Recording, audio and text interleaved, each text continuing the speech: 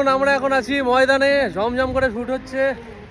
পেছনে একজনকে আমরা পেয়ে গেছি ইতিমধ্যেই, সেলিব্রিটিকে আমরা পেয়ে গেছি। নতুন একটা কাজ আসছে ঝমঝম করে, এই কাজটা 1.5 বছর ধরে চলছে। 1 বছর ধরে তো চলছে। একটা কবে বানালো?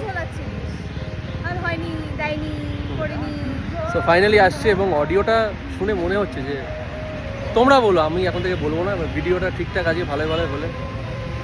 আপনি কিছু বলবেন? আমি খুব এক্সাইটেড, আমি অনেকদিন পর মিউজিক ভিডিও শুট করছি, তাও এর কাজ। আহা, আলাদাই একটা ঝমঝম করে একটা ভালো কিছু হতে চলেছে। চলো দেখতে থাকো আজকের ব্লগটা। শুট চলছে এখানে, মারাত্মক ছবি নিয়ে কেলেঙ্কারি চলছে। এই সুন্দর পোর্ট্রেটটাকে আমরা দাঁড় করানোর চেষ্টা করছি, কিন্তু কিছুতেই সেটা দাঁড়াচ্ছে না। শুট হতে হতে ঝড় উঠেছে, আমরা এখন ময়দানে আছি, মারাত্মক হাওয়া দিচ্ছে। একটু আগেই গরম ছিল, গরম এখনো আছে, কিন্তু রোদ্দুরটা চলে গিয়ে এখন হাওয়া দিচ্ছে। আমার কিছু সিঙ্গেল শট, কিছু সোলো শট হলো আর কি। এবারে দেবলিনার আছে। হ্যাঁ, দেবলিনা তো এক্সপ্রেশনে কোনো কথা নেই, আমার তো 14 বার করে রিটেক দিতে হলো। দেবলিনা আসবে আর 1 শট ওকে করে দেবে। ম্যাডাম, আপনার শটের সময় হয়ে এসছে।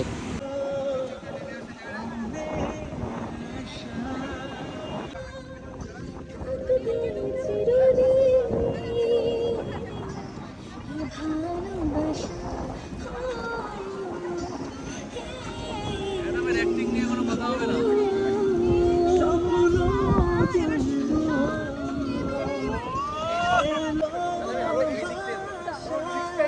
মারছে, আমাকে ধরে মারছে। রিয়াজ করো, এবার কি যাচ্ছে আমরা দেখে নিই। গুলি তো লাগছে।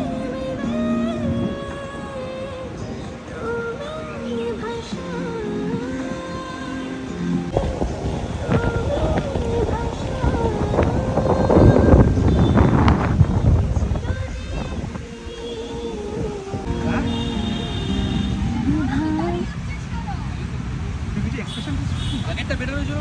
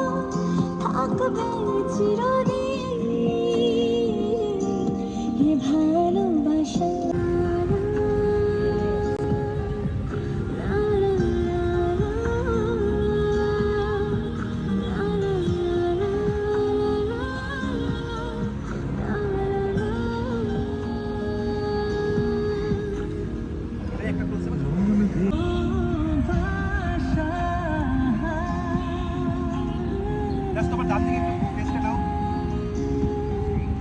আরেকবার সামনে তাকাও, ডান দিকে ফেসটা নাও, এক্সট্রিম ডান দিকে।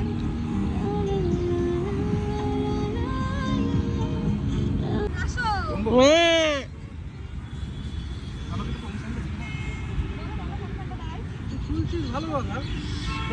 আমি একটা আমার বক্তব্য আছে, এক বিটিএস 10 বার করে নেওয়ার পরও বলছে নাকি বিটিএস না।